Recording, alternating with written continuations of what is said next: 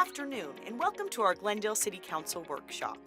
This meeting is for council members to review and discuss important issues, projects, and future council meeting agenda items. It's a work-study session only and allows the council to hear input from city staff.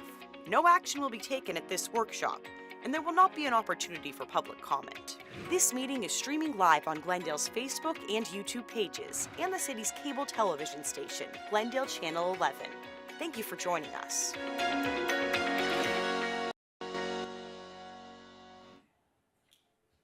Well, good afternoon. Welcome to Glendale City Council workshop session of March 14, 2023.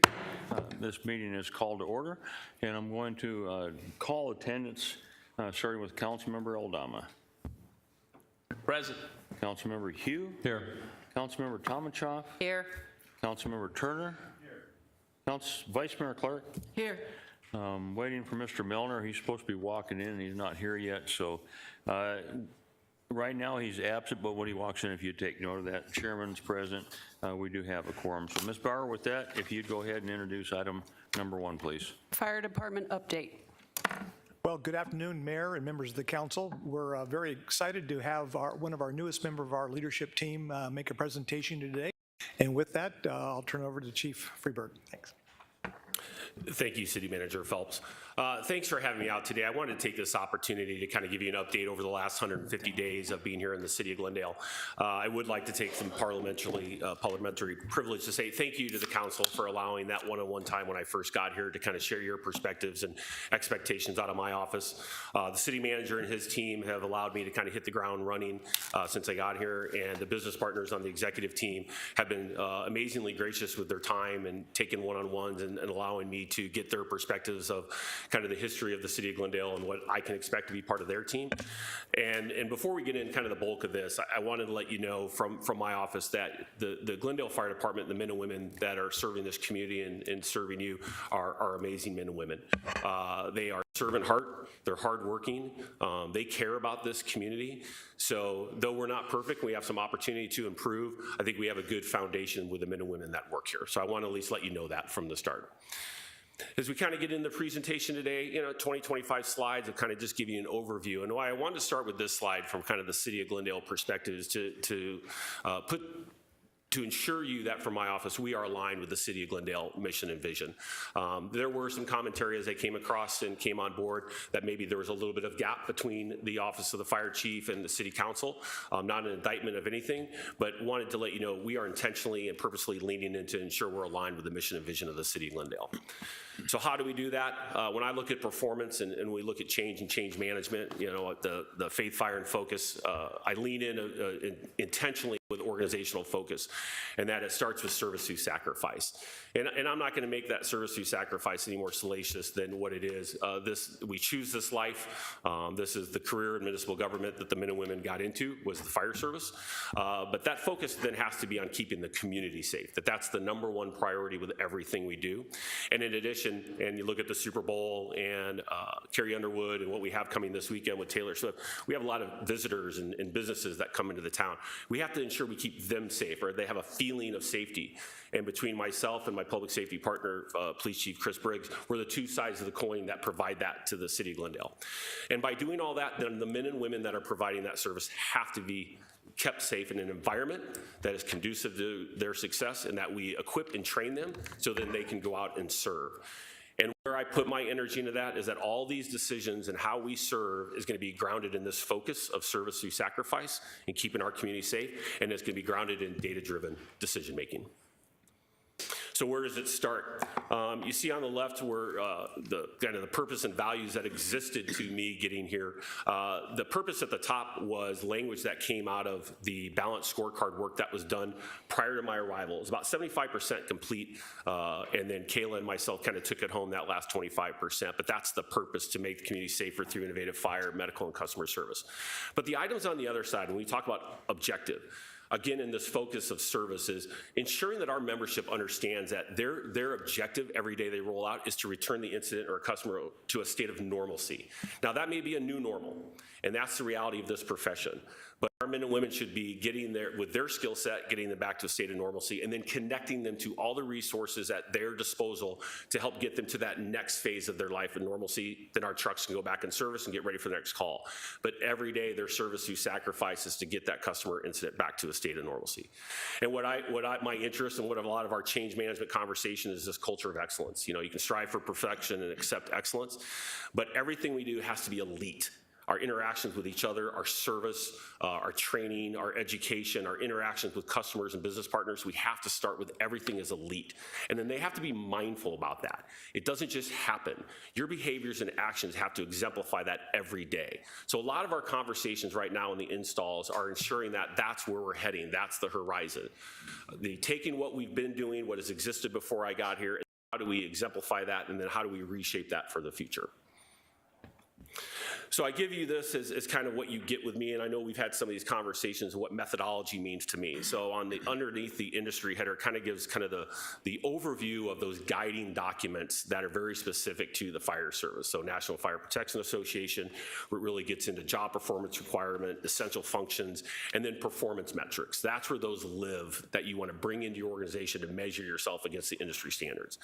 Underneath there, when you talk about the Center for Public Safety Excellence, really gets into then the workload capacity, trigger mechanisms. Again, a methodology to how you make your decisions based on data. So when you bring forward these recommendations, you know where they're grounded.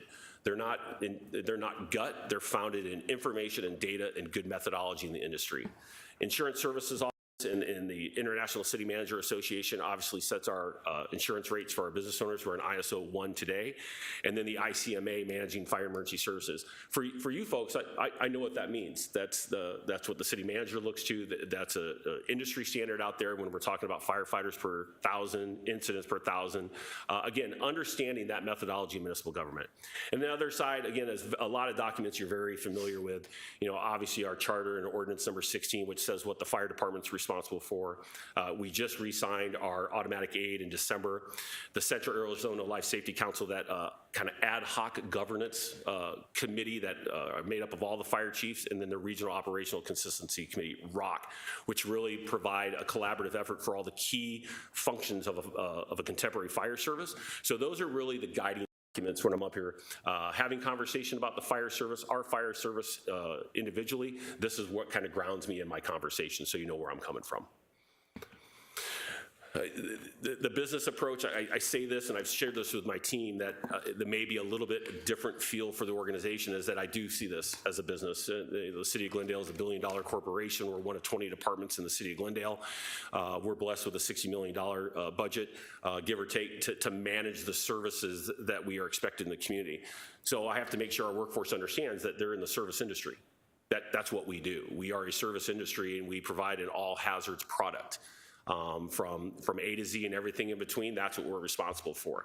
If you think of it like this emergency concierge, you know, you call, we come 24 hours a day. The City of Glendale Fire Department's going to respond, and we're going to get you back to a state of normalcy, and we're going to be mindful and be elite and be excellent.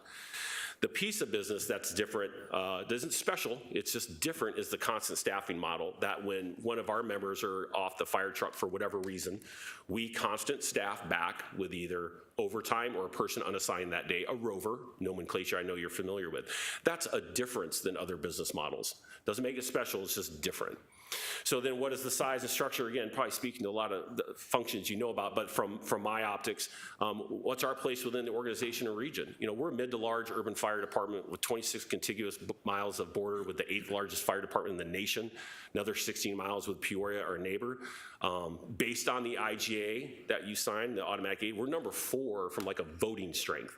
It goes Phoenix, Mesa, Scottsdale, and then Glendale. And we can get into the fact that Phoenix has 62 stations and Mesa has 22 and Scottsdale has 15. We have 9. And by voting strength, by call volume, we're the 4th on voting strength.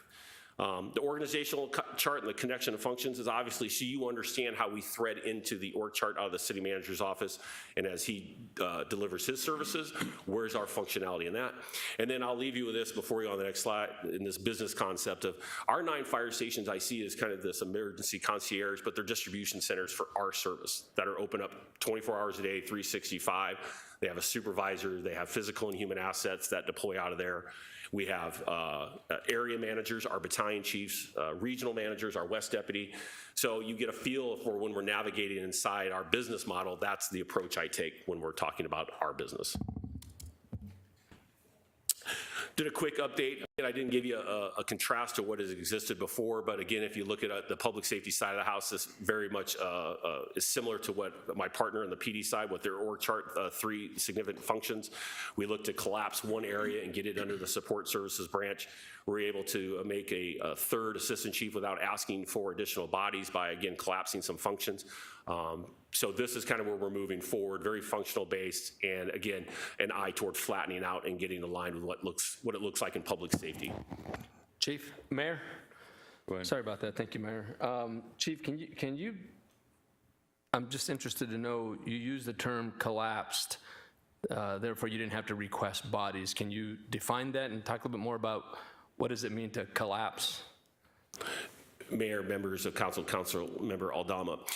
We had EMS, Emergency Medical Services, and Training and Development had deputy chiefs, which is a management position in my structure. We had them doing both of those functions. We took one of those positions, went through a competitive process with regional partners inside Glendale and outside partners, and collapsed EMS into Training and Development as a function of Training and Development. And one of those deputy chiefs, through the competitive process, was reclassed into a new position, assistant chief. Mayor, so is it fair to say that that individual who took on the role is now doing the role of 2 bodies? Mayor, members of council, Council Member Adama, I would say in a contemporary fire service, EMS, Emergency Medical Services, and the training are very similar functions within that service. You can break apart or you can have them as one. A lot of it with Emergency Medical Services is recertification of their medical attribute, and the training division is ongoing training for our incumbent firefighters based on kind of the continuing education per rank. So let me just go back then. I understand the philosophy, but then is that person still, I mean, that one body is taking on the role of 2? Mayor, members of council, Councilmember Adama, yes. Yes. And then what we did is augment their staff by ensuring they have the right amount of company captains who serve as project managers. And we can get in later about how we've redistributed some members back out into the 52-hour workforce, kept some members back to be some of that support function of program managers for that division. And then finally, then what happened to the FTE that was collapsed? Is it a vacancy now? No vacancy. They were reassigned within the org chart. Okay, so there's no vacancy savings? No, sir. Okay, thank you. So again, for you folks, this may be old habit for the folks out in the world watching to make sure that we all have kind of the same nomenclature. You know, our response assets for our primary service, all hazards, can kind of the rolling toolbox that can serve all incidents, our engines and ladders. Command units, we have West Deputy and Battalion 151, 152, which kind of looks like the pickup truck. What we traditionally term as support units, which are the squad, which go to technical rescue and hazardous materials, hazmat, which are traditionally for our hazmat calls, utility, which is in a support function for those high-risk, low-frequency calls to rehab and recycle our firefighters. And then these augment units, which I know you have a lot of background in with the low acuity medical response units. I shared this with you when we first met when I got here, but I wanted to make sure we said it out loud, kind of the holistic approach to what is the automatic aid system from the global look, from the Sunset Point down to Maricopa, from Superstition to the Estrellas and everything in between. The automatic aid system is second only to the fire department in New York for total assets available to respond to our community. I wanted to at least give you the scale and size of that, to know that our signature as a signatory to the auto aid, we get access to everything that you see on here in the automatic aid system. Go ahead. Thank you. When you say assets, are you talking stations, equipment?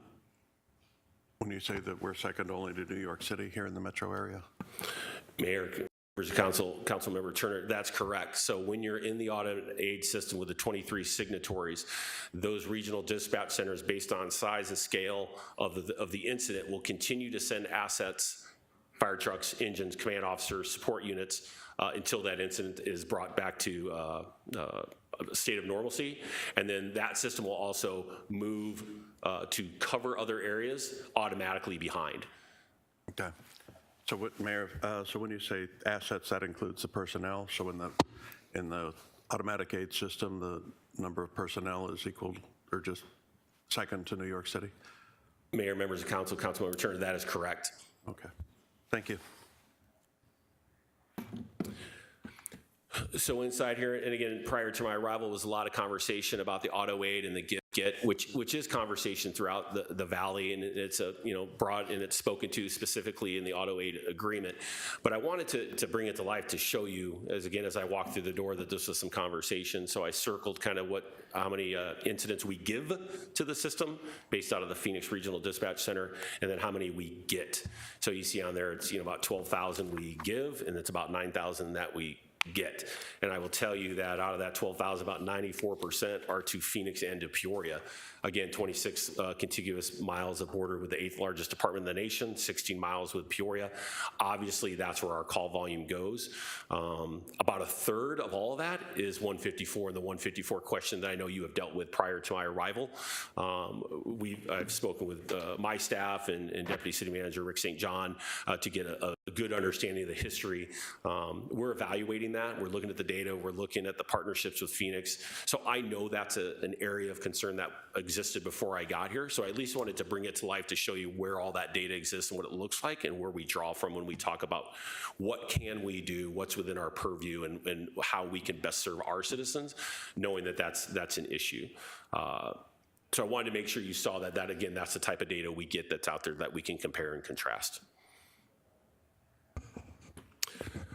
So, and that was for calendar year 2022, and then these numbers again at the aggregate at the 30,000 foot view, you can look at inside the city of Glendale, the number of incidents, and there's sometimes two parts to that story, but inside the city of Glendale proper, there was just under 36,000 incidents, regardless of who responded. It wasn't just Glendale that went. So this is all 36 inside, whoever came, that's the number of discrete incidents. The total number of incidents that Glendale responded to at all was 44,000. So again, I wanted to give that so you can kind of see the compare and contrast of what is the call volume within the city of Glendale, and that number sets our voting strength in the automatic aid agreement.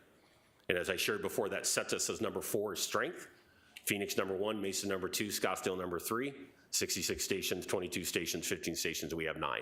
Again, to give you just some context of what that means to us here in the city of Glendale. Down below, we talk about the 90th percentile, and we talked earlier about the National Fire Protection Association, NFPA, and the Center for Public Safety Excellence, what we call CEPSI, which really should drive your performance measures and the metrics you should be reporting out on. For response times, what you get into for a fire is usually 5 minutes and 20 seconds, because your turnout time to when the bell rings, put on your turnouts, your personal protective equipment, get on the truck and hit the button en route, you get 1 minute and 20 seconds. When it's an emergency medical services call, it's 1 minute. And then it's 4 minutes of travel time. So the time you go en route to the time you go on scene, and 4 minutes is the standard, because 4 minutes is when tissue dies, and when flame impingement against the structure will ignite the structure. So that's where these performance measures come from, are 1 minute for EMS, 1 minute 20 for fire, 4 minutes travel time. So you can kind of see, and then you report out at the 90th percentile. Like, what is your department really doing at that level of performance? So right now we're at 843 for fires, 3 and 1, which means 3 engines and a ladder. Critical EMS, which would be those things that are advanced life support, lights and sirens, based on our nature codes with the Phoenix Regional Dispatch Center. And then the next to that is our turnout times. Again, for our fire, we're at 1 minute 29 at the 90th percentile. That's pretty good. And then again, the vulnerability and transparency that I'll show here with you today for critical EMS, we're at 1 minute 47. The standard is 60. Again, from a performance and focus, we have an opportunity to improve, and that has to do with ensuring our organization understands the importance of these performance measures and understands the impact of our times. Mayor. Go ahead. Thank you, Chief Freeberg. So our actual response times, not EMS, but just regular greater fire response times at 8:43, the extra 7 minutes 15, actually, I guess that's 3 minutes 15 seconds over. Is that attributed to mostly, density, traffic, that type of thing, or what is the reason for that? Mayor, members of council, Councilmember Talmadge, traditionally, yes. it has to do with roadway, miles per hour, time of day, Distance traveled? distance traveled, and it's later, and you'll see some polygons and first dues, but the assembly of that. So when you start talking about the 90th percentile and you really get into the methodology, this really gets into you're stacking fire stations one every mile, and maybe what you'd see in New York City when you look down Manhattan and they're one every mile. The reality of reaching that is tough. It's a tough road to get to. The reality of our community, a lot of demand and density, urban profile. We have freeways, canals, railroad. We have our own hurdles inside of our infrastructure that just goes with any metropolitan city. So traditionally, that is where you're going to see it. Where you can have the most impact is in the human factor. Bell rings, get on the truck. We're not going to ask anybody to break the law and act unsafely. You know, bell rings, get there safe, get it back to normal, get back on the truck, do it again. So the opportunity for impact is really in that turnout time from a human side. Okay, thank you. Lot of information on this one, and you know, if you ever want to just sit down and we can do it today or another day and we can go line by line, but what I wanted to provide you again is your units that are out there in the City of Glendale Fire Department, how many incidents they're responding to and where they're going. And you go through that, you can see that obviously Phoenix and Peoria, we talked about before, 94% of our auto aid is to those two communities. The balance is really in our command and support units, helping out with those high risk, low frequency incidents. And then the other 150 calls, just because it's off the top of my head, are just to the random cities that need auto aid. A lot of Sun City, El Mirage out of 156. But again, this is just to keep getting you into a level of detail with the data of kind of where we start from. So now we'll kind of bring it to life. What does that mean? What does that 36,000 incidents mean to you from a visual? And then you get to see all of our auto aid partner fire stations as they align around us. So these are called hotspot maps. So this shows the demand and density based on the 36,000 calls. As you can see, our 90-degree corner in the south part of our city, there's obviously a lot of demand and density. That is not unknown to you, but this brings it to life. It brings data to life, so you get the visual imagery, and then you can see the different fire stations in auto aid and ours and how we align in the region. So these are polygons. These are multi-sided geometric shapes that when you do your master planning and fire station planning and fire department planning out of static locations, you look at where your asset can get to in 4 minutes based on roadway and those hurdles we talked about. This is how you start the planning conversation. So from north to south, you can see our 9 stations, get good overlap. Again, I will be transparent. I know the 154 is an issue here. Again, it was built at a time when the automatic aid system, I think there was groves that ran in that area. Fast forward 40 years and the demand density and the infill, you know, that has caused our own consternation here in the City of Glendale that I know you are all familiar with. But when you do look down at kind of the 90-degree corner at Camelback, you know, their station 15 was built right on the outside of Glendale, and 154 was built right on the inside of Glendale. Mayor? Go ahead. Chief, can you go back one page, please? And I'm looking at station one. First of all, on this page here, what is the frequency? Is that monthly? Is that annually? What is that? Mayor, members of council, Councilmember Aldama, that is for the calendar year 2022. 2022, so 50, 51, and 52 are very heavy in calls, and it shows in your heat map here.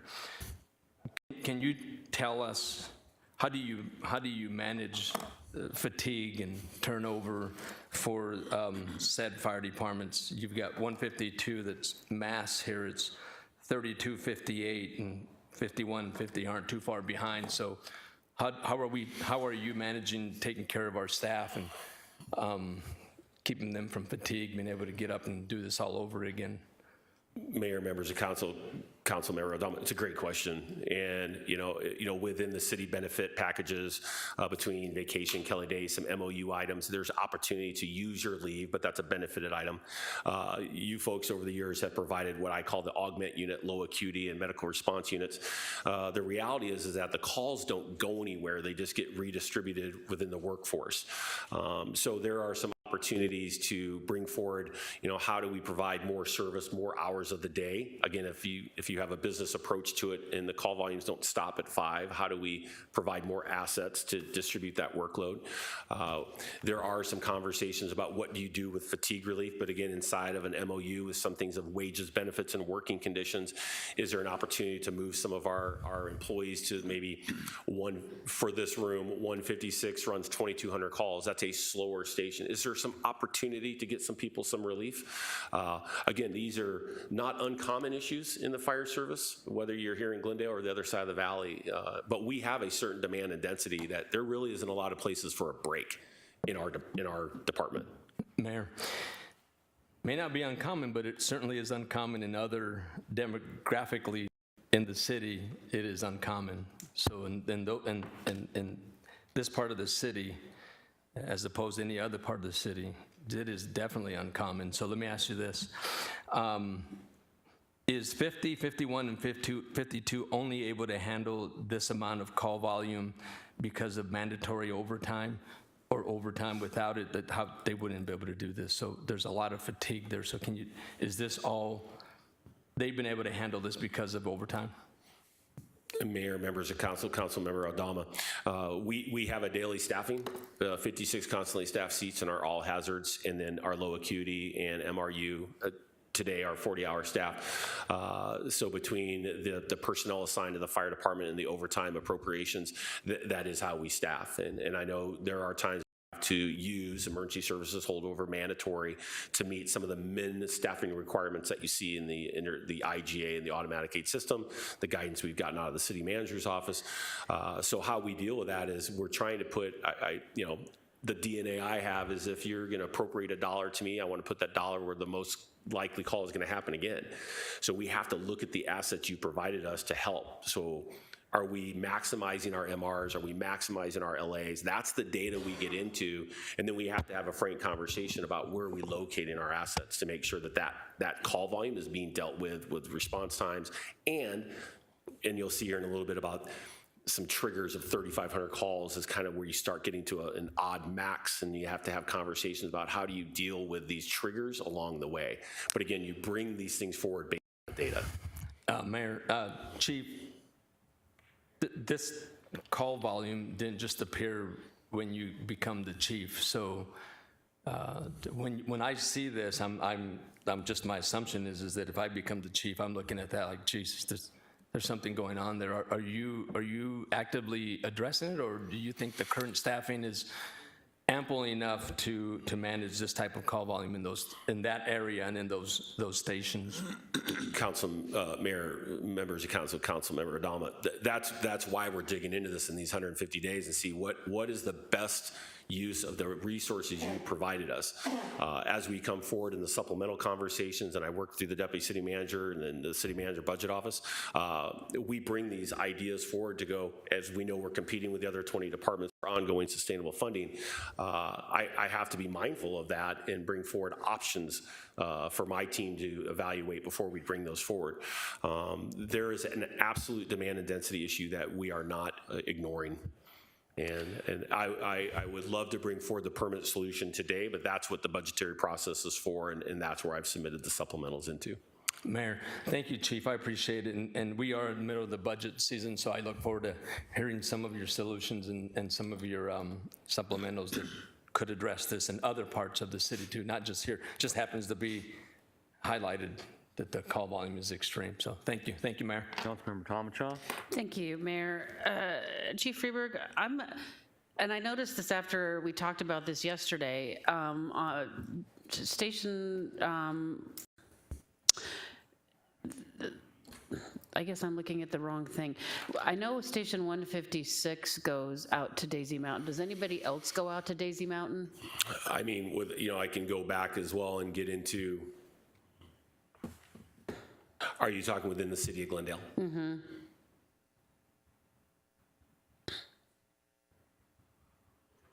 And I'm just curious. I mean, I understand automatic aid, but I mean, it just seems like I mean, from my house to Daisy Mountain is probably close to 30 minutes, 25 to 30 minutes, because I live not far from Station 156. So I guess what I'm want to understand is, part of the formula, is it distance traveled and then also the length of the call? I mean, some calls maybe take, 5 to 10 minutes, some maybe take 15 to 20, 20 to 30.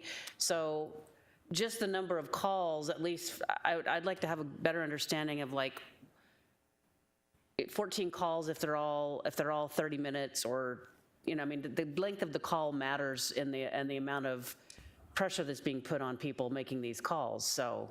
Mayor, members of council, Councilmember Tom Malchov, again, as I'm just looking at the top of the screen, I mean, right underneath, I think it's Cave Creek, Daisy Mountain, 9, 10, 15, 16, 18, 19, 20 calls over a calendar year, and the predominant number was Battalion 152, which has a special operations component. They are seen as a regional safety officer, so when you have those high-risk, low-frequency type incidents, Battalion 152 gets drawn into those more than other folks, but predominantly the other engines are kind of our all-hazard assets aren't really being pulled out there. But again, because out in Daisy Mountain, they're also looking at who's the closest unit to them. In Cave Creek, Carefree, Peoria, Surprise would also get pulled out there. Okay, because, yeah, I mean, from here, the closest Daisy Mountain station is 22 miles, and it says right now, if we left right now, it'd take us 38 minutes to get there. So that's why, I mean, it just really stood out to me that's, not only quite a distance, but it's a significant travel time to get out there. Mayor, members of council, Councilmember Tom Malchov, that's an accurate depiction of the reality of that.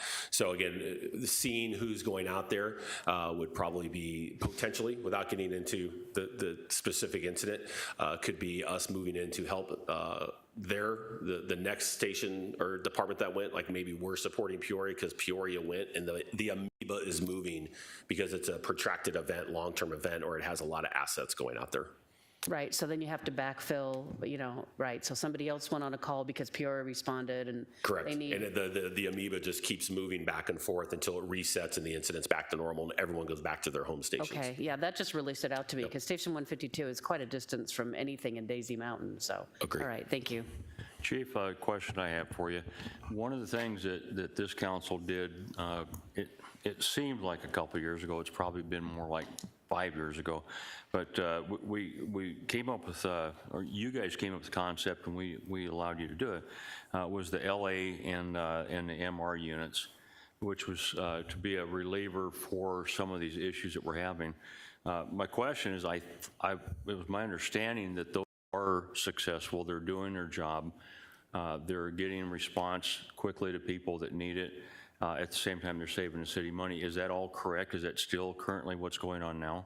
Mayor, members of council, I'm a proponent of low acuities and MRUs. They absolutely have a play in that. They have a nature code assigned to them of what incidents they can go on. So our low acuity, if you see them as kind of that not advanced life support, but basic life support in some of our other nature codes.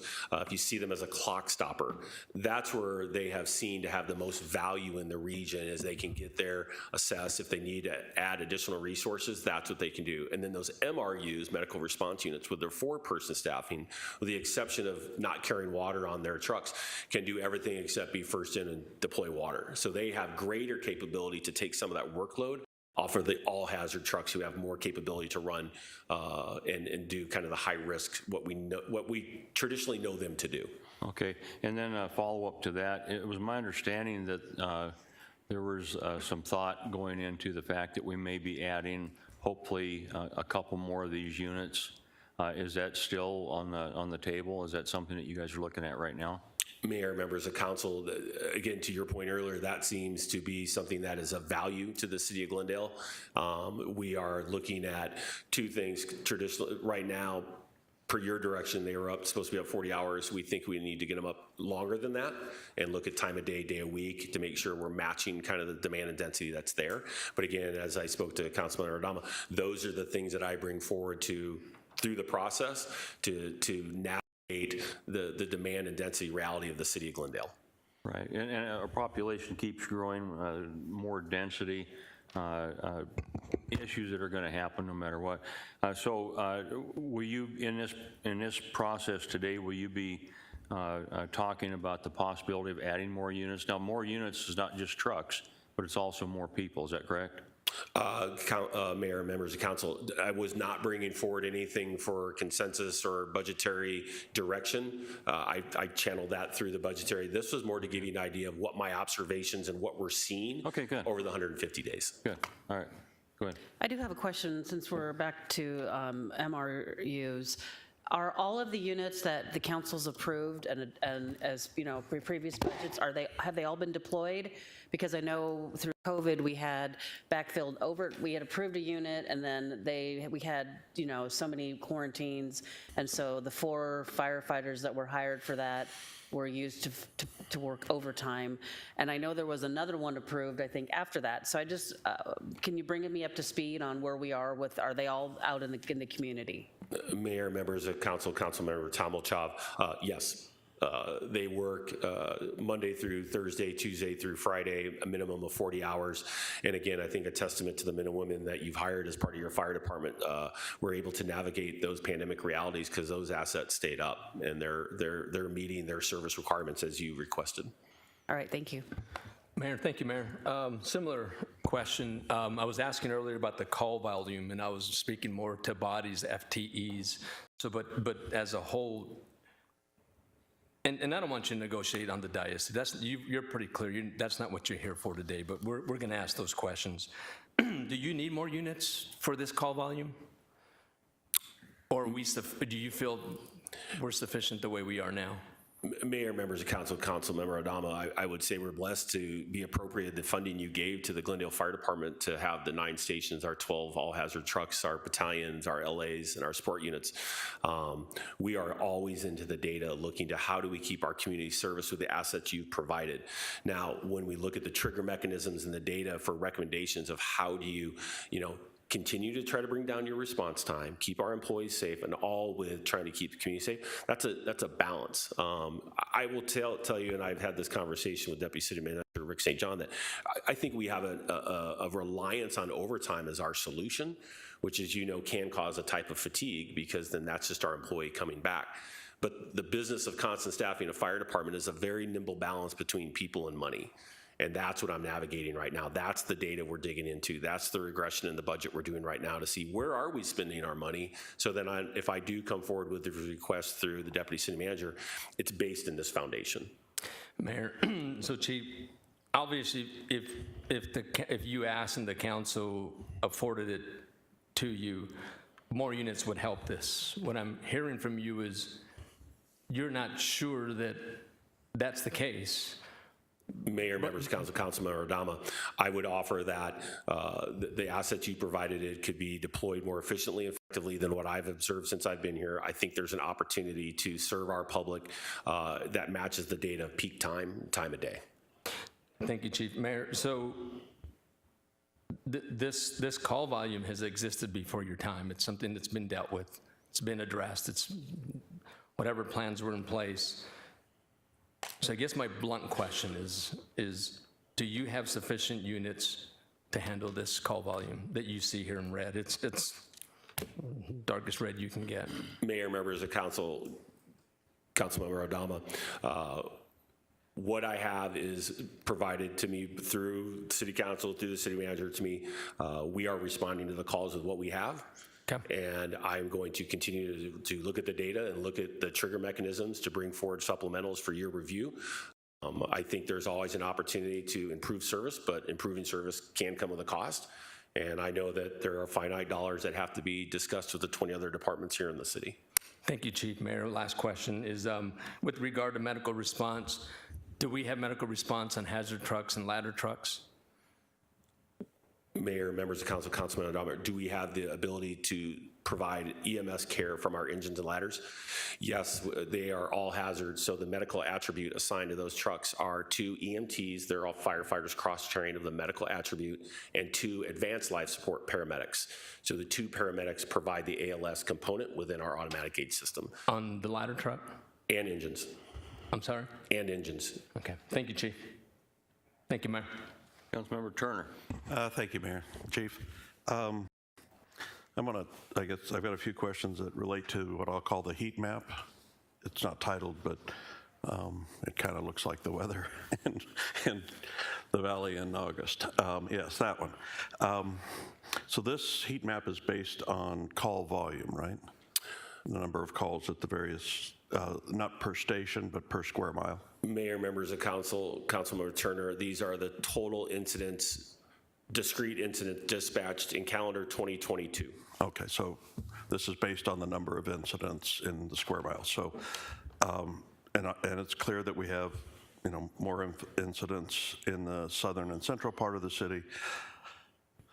We have a heat node on Thunderbird at about 55th. That is where the hospital is.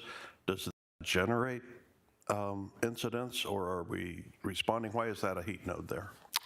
Mayor, members of council, Councilmember Turner, without getting into the next layer of mapping of what's the demographic population, density, infill, I shared with Councilmember Tomachov in our one-on-one that, sometimes folks use the 911 as their primary care. Is it an extension of the hospital? But traditionally, we're not receiving 911 calls out of the emergency room. Right. Could it be a concentration of care homes, perhaps, that located near the hospital? Mayor, members of council, Councilmember Turner, I will be. Yeah, I don't want to. Yeah, I'm not going to ask you to speculate, Yeah. but so I'm just kind of. Traditionally, around hospital businesses is the cognitive care that Okay. associates, so they have proximity to hospitals. Okay, so because this was the first time I've noticed it on a heat map being that drastic, so I don't know if I just failed to notice it in the past or whether it's an increasing situation. And again, this is 2022, so time has been marching on. And so when it comes to the incidents, I would expect that different types of incidences occur with different frequencies. They can vary across the city. Certain types of calls may be more prevalent in one part of town than the other. Mayor, members of council, Councilmember Turner, traditionally, and again, the opportunity to me to do some deconstruction, reconstruct of our technology, to get into the level of granularity of the types of specific incidents, what's called a +1 code, needs the next layer of detail. I think what you'll see in the future coming out of my office and to you is we can really get into your district, your response times, incidents happening in your district, and provide that narrative for you at a pretty granular level. I just don't have that today. And I appreciate that, and of course I'm very much concerned with the well-being of the residents in my district, but I tend to look at things citywide quite often, and that's where I like the big picture. That's how we budget. We don't each have our own budgets for fire in our district. We budget citywide, and the same with all of the other departments, so I always like to look at the big picture. And I'm just trying to grasp all of the, not all, but some of the bigger variables in the picture. And then I would also imagine that some kinds of calls, if we're just counting incidents, we don't take into account that if they vary across the city, then some parts of the city may have calls that take more time, or also, for example, that in some parts of the city, the same type of call could take a different amount of time.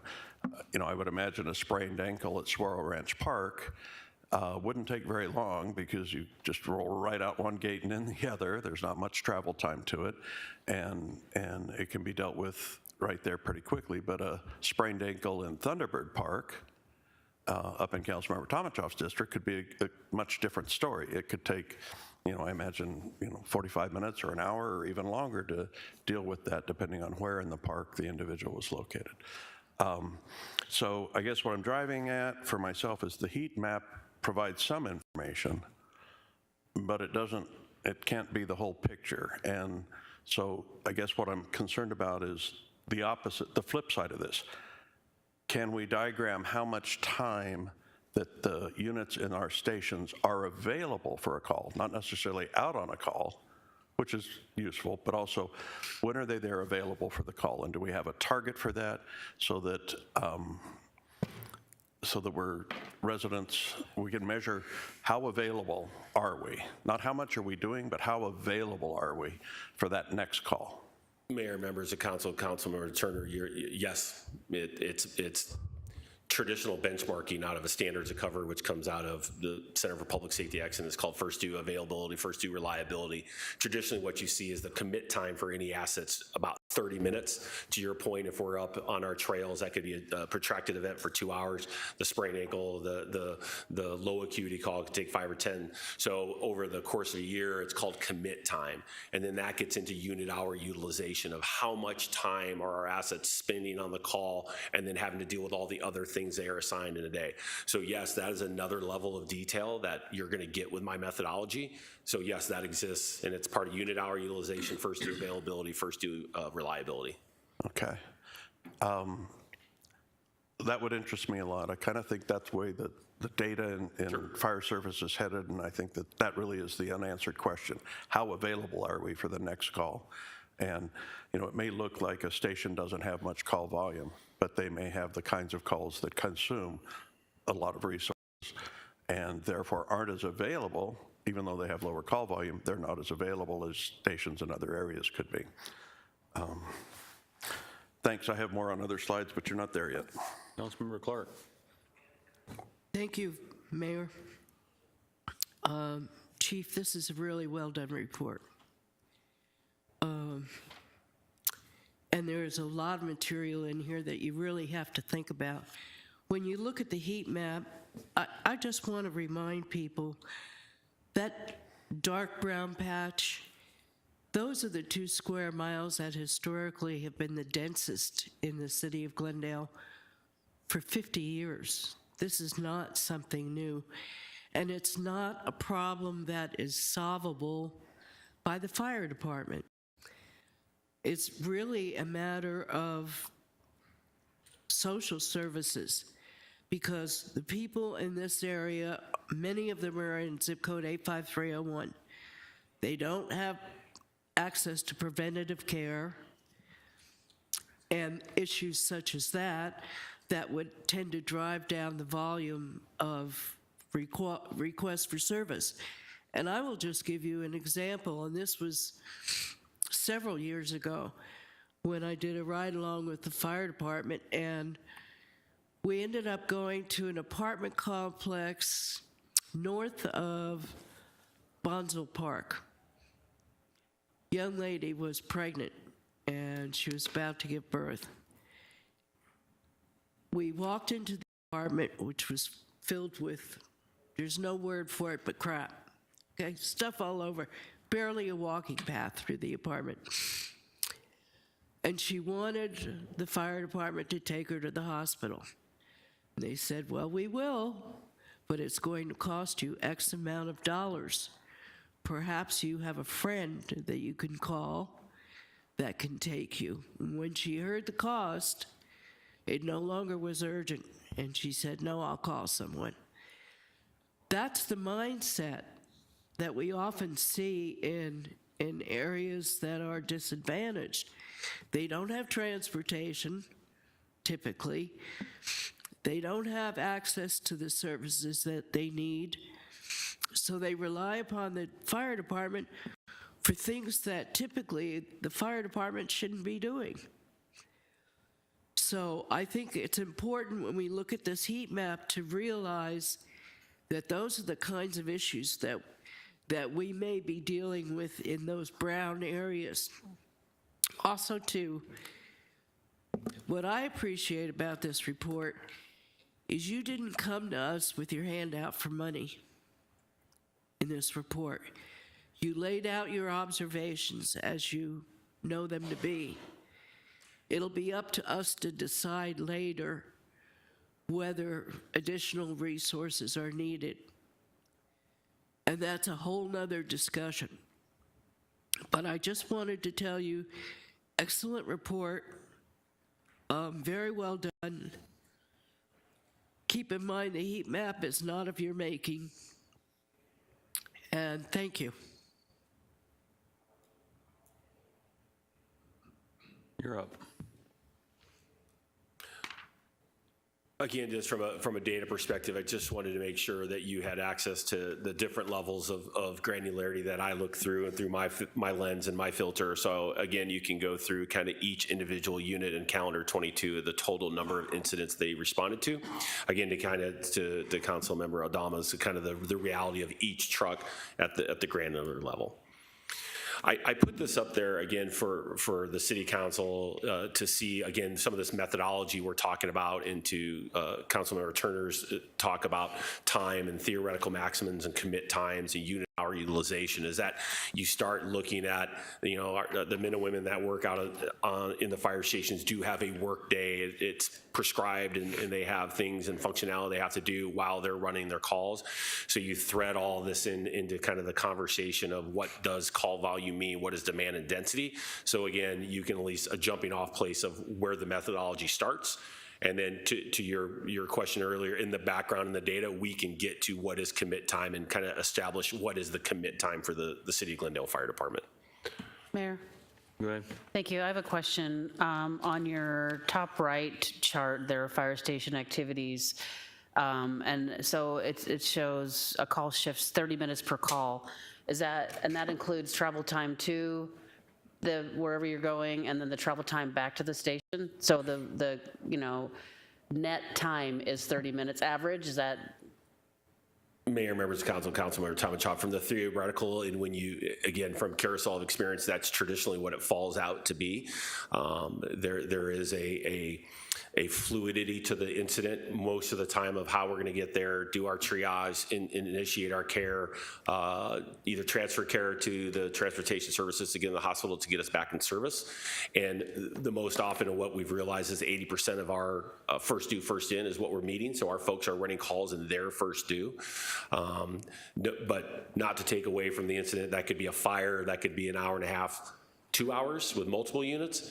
But then you have to balance that against, they ran 10, 15-minute calls earlier. So it takes another layer of data dive to really find out, what do we do here? What is our availability and reliability? Okay, but an average is about 30 minutes, but that doesn't include? Mayor, members of council, Councilmember Tomichov, the carousel experience traditionally in the automatic gate system, Metro Phoenix area, 250,000 running 40,000 calls, it's about 30 minutes. Okay, so I just wanted to clarify, that includes somewhere between 14 and 18 minutes travel time there and back too? Mayor, members of council, Councilmember Tomichov, you know, when they're on the incident, and specifically if they're within their designated first due and they go available on radio, AOR, then they're available for another call. Oh, okay, so as soon as they're finished with that Once they hit the incident. button to go back in service, then they're up Because a lot of next. times they don't go back to the station anyway, or they? Correct, they could be going from call to call. Right, okay, thank you. Mayor. Go ahead. Chief, a question I did have, when under our automatic aid system, because we were talking about, for instance, the distance from Glendale to Daisy Mountain. So if Daisy Mountain has a need and Peoria fills it and we move and cover Peoria, does that get in the automatic aid system, does that get charged to counted towards Peoria, or Glendale gets counted against Daisy Mountain in keeping track of where things went? Mayor, members of council, Councilmember Turner, that would be further down the line in a larger incident, first alarm, second alarm, where if we were actually doing a move up, that would be a give from us to a get to Peoria or Daisy Mountain. But the system is managing that out of the regional dispatch center when we get into these different first alarm, second alarm, protracted events, where all of the, let's say, Daisy Mountain assets are pulled onto that incident because it's their incident. That's the beauty of the automatic aid. The amoeba will start to move, so their residents, Peoria's residents, Glendale's residents are all still getting that level of service. Again, that's second only to FDNY for assets coming. I get that. I get how the automatic aid works, but for this particular chart, because we don't have titles or numbers, well, I guess it's titled Automatic Aid Dashboard. So in a situation where Daisy Mountain had a big incident, needed extra resources, Peoria went to Daisy Mountain, and we slide over, we cover more, so we start taking calls in Peoria.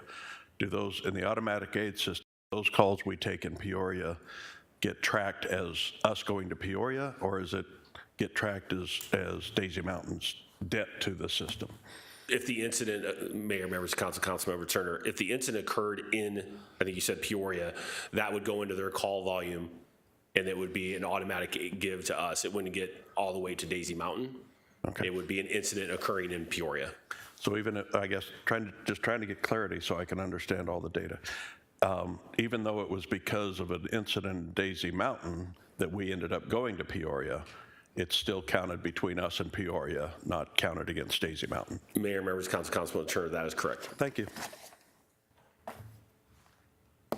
Thank you, Mayor. So again, hopefully we're doing okay. So again, this goes into master planning and fire department, looking at these polygons that we've been speaking about, and then these 36,000 incidents. So the polygons overlay those hotspot maps, and then what you look at are what are called out of polygon.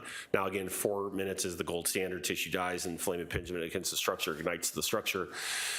So 4 minutes, 5 minutes, 6 minutes, but this at least starts the conversation of the number of incidents that are occurring outside of these designated polygons. So this is where you start the conversation. Again, if you look at our southern border, where we have a scattering of calls outside of 151, but you see Station 15 from Phoenix sitting there. Station 15 was, first in to the city of Glendale almost 800 times. Again, so the value of why it works is that's an area that 151 is outside their 4 minute. If they were available in quarters and 50 was available in quarters, 800 times they were first into our own city. So again, that's where you see kind of the give-get. But then as you kind of move up to the north out by 156, 155, you see Peoria 192 and kind of our western border. They were first into our first due 600 times. So again, the value of having our partners in the right spot to help serve kind of our gaps, our performance gaps.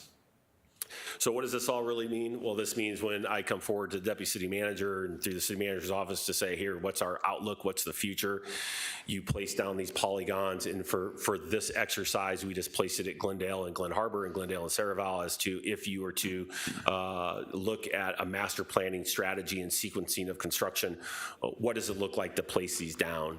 And that's where Michelle and I, when we were talking about our data and she put in a feasibility dollars for next fiscal year, we went through this conversation of there looks like there's some opportunity for us to improve on the western border. And then we know about the new frontier and the conversations that have been had long before I got here about really the rooftops, the population density, and the call volume in the new frontier. But what this does is provide the jumping off point for the conversation to see what you get with the dollars. Mayor. Go ahead. Thank you. So Chief, looking at this slide that has the polygon for a potential station at Glen Harbor at our airport, this is good to see because it doesn't really manage the outside the 4 minute response time problem that we're having. We still have a lot of yellow dots between the 101 and in the Westgate area. So a station that far west doesn't really get us the 4 minute response time to our own Westgate, our own arena, our own football stadium.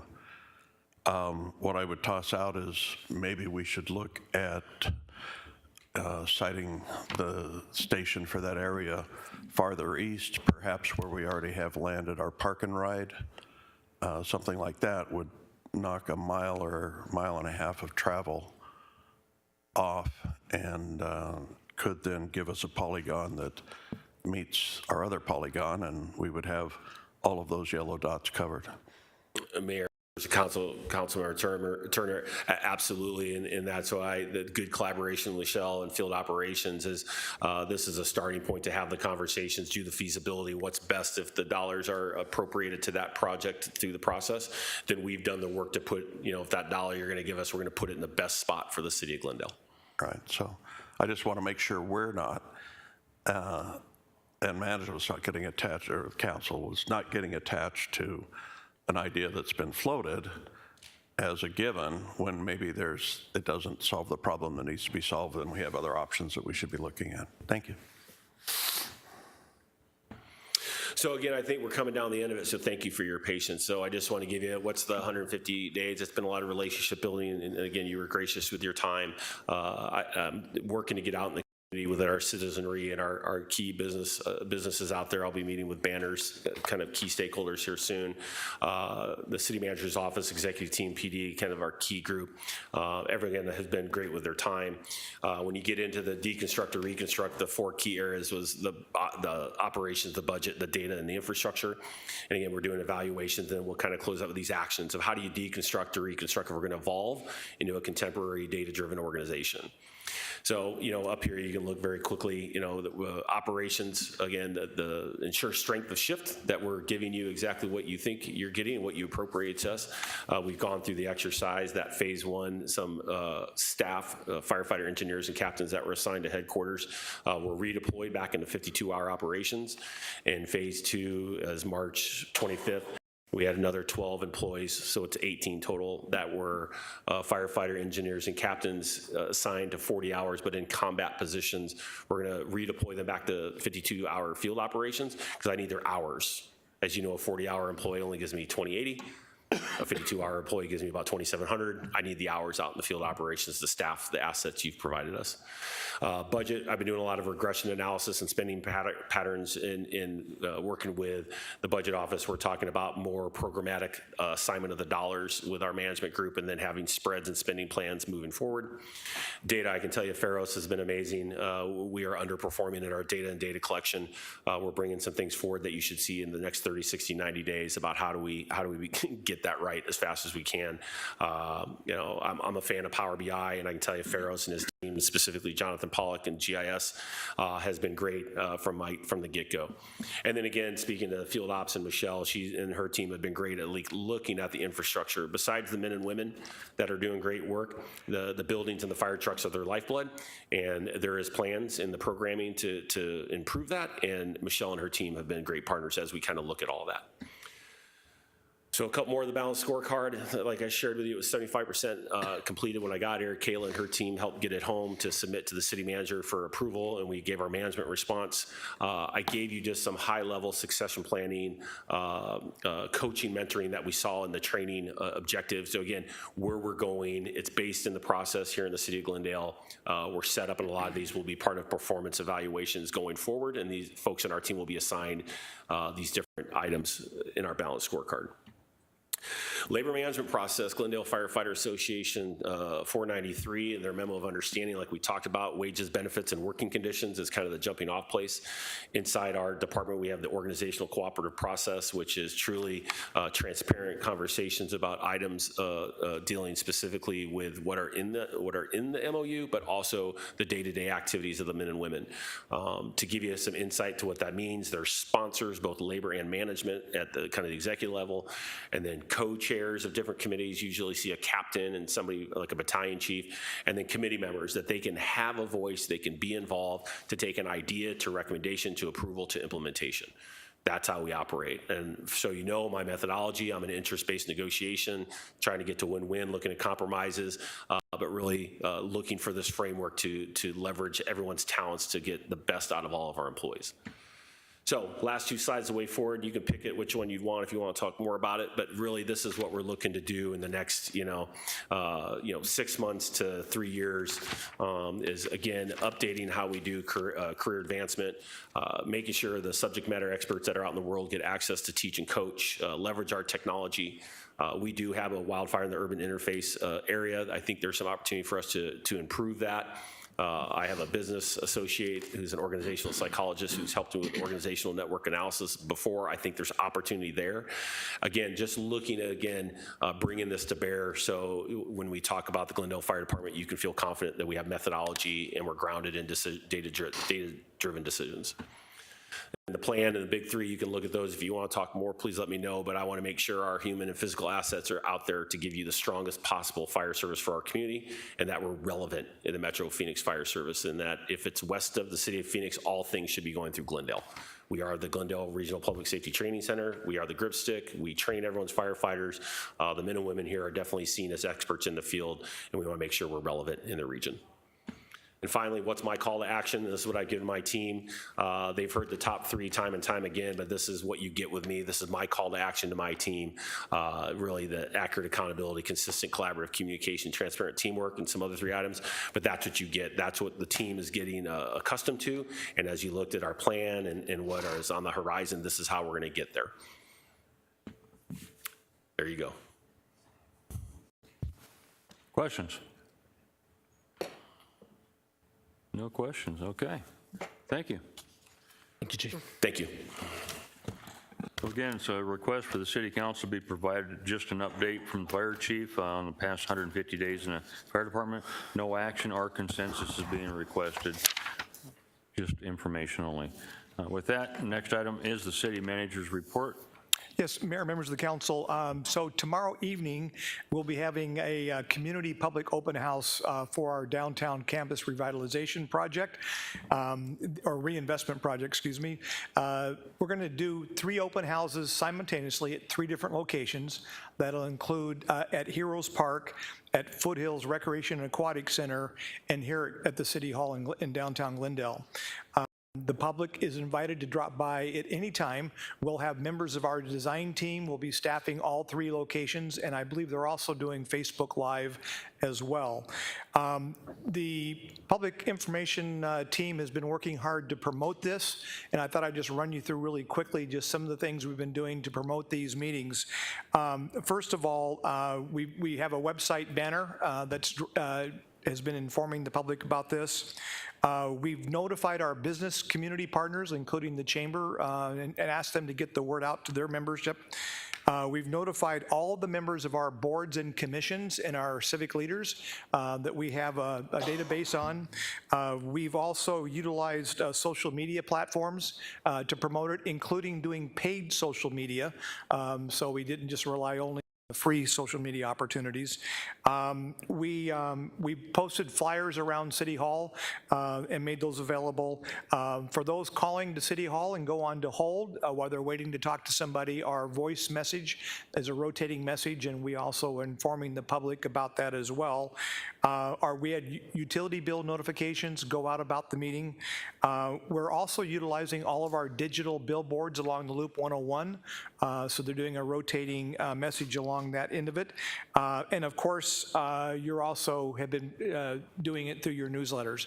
So we're already starting to do Save the Date, because while we have the one coming up on tomorrow, which will be really about the building itself and about how we enter and exit the building and how we connect the building to downtown, 29th of March, we'll be doing Murphy Park and really having more of a detailed discussion. So we're already starting to promote that as well. So again, thank you for letting your citizens in your district know about this, and we're expecting hopefully a really good turnout.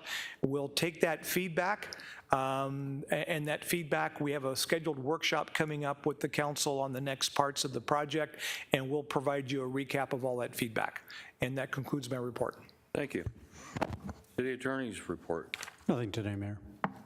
Council items of special interest. Councilmember Aldama. None at this time, Mayor. Councilmember Hugh. None, Mayor. Councilmember Melner. Nothing today, Mayor. Councilmember Tomachoff. Nothing today, Mayor. Thank you. Councilmember Turner. Yes, Mayor, thank you. I have an interest I'd like to have brought before us regarding us adopting a ban on housing discrimination based on the source of income. It's been an issue of landlords discriminating against potential tenants because the source of their income might be local assistance. And I know that Phoenix and Tucson have been tackling this issue. The Attorney General has weighed in on it, and I think it's something that we should be looking at here locally to make sure that housing is available to all of our residents despite their income level, or which is oftentimes code for racial discrimination as well. Thank you. Vice Mayor. Nothing today, Mayor. And I have nothing myself. It's my understanding that we have no executive session. Is that correct? Mayor, that is correct. Okay, if there being no further business before the council, So move. Or this meeting is adjourned. okay. we don't need